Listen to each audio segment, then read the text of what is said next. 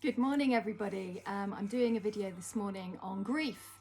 What grief is. Can't really tell you how to deal with it because actually grief is a very individual experience. However, there is quite a lot of stages to grief. So you can Google that, the stages of grief. And what happens is when we've had a loss, whether it's a death, a separation, some kind of grievance in life, we can go through grief, which is not only extremely painful in the heart, but it's kind of like a soul shock as well. Soul shock, where the soul almost kind of fragments and breaks free from your physical being to a greater or lesser degree in order to protect itself, because the soul knows what's so traumatic can actually damage the soul as well. So the soul moves away so that you can kind of heal yourself, and when you're ready, the soul can come back. However, there's stages to that.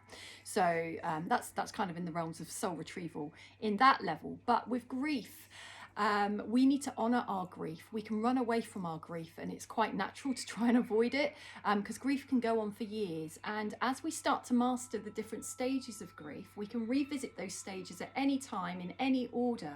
But we do have to complete all of those stages, because if we don't, we're left with unfinished business, and we're left with the initial wound not being healed. So when we master grief, it doesn't mean that we're over what happened. It doesn't mean that we've forgotten it. We're not disrespecting it. We've got to a place where we're more accepting that something has happened, and we've come more to terms with it. We're more in acceptance. So we're no longer kind of losing our will to live, losing our lust for life, losing our joy, losing ourselves in a grief that we can't change, in something that's happened. But we can work with grief. We can heal it. Grief is agonizing, it's shocking, it's debilitating, and it's something that we will all face at some point or another. We will all lose a parent at some point. There are obviously other types of losses we can have, as well as relationships and life events. But grief is something we will all be faced with. So grief is something that we must all try to work towards accepting, because that's the crux of some of grief. Is if we cannot accept something's happened, if we cannot accept a loss, we stay in the suffering. Even the natural processes of grief can take years and years to come to terms with. But grief is such a sad thing, and it's very important that you get as much self-care as you can, that you really attune with your feelings, because we will often try and push the feelings away because they're too painful. The only thing is, if we push them away, they will resurface because they are there to be purged. So when we start to master our grief, we work with grief, we do what we need to do, we get support, we get help, we get healing, we start to try and remember the happy memories and things like that. We can start to live again, because we are still here living, we still have to live.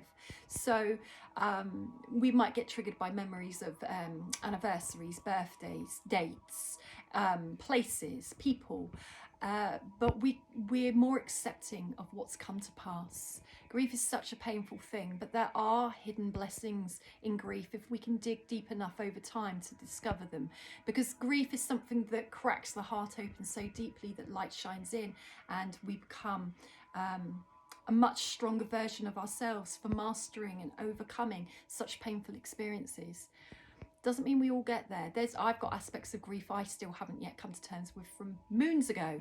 I can only hope I will. And it's not like there's a timeline on these things, but there becomes a bit of anxiety over where we are in our grief. If we're thinking, cool, I'm still in this, and this happened decades ago, I don't want to be stuck in a pain from then. So it's about what can we do to face the grief. And sometimes we can shelve grief so long that years later we start the grieving process. We're very clever in that way. Soul disassociation, soul fragmentation. Soul breaks away to protect itself from the level of pain we're going to. When we are ready, we have to invite the soul back. But when our soul kind of is so shattered and traumatized as well, we can feel it in some way. Depression, anxiety, not being in alignment with our true life, feeling something's amiss, there's something else we're meant to be doing. All these things. Where's our soul guiding us? Where is our soul? Have we got the whole of our soul together in that moment? It's another form of grief. Have a lovely weekend, everyone.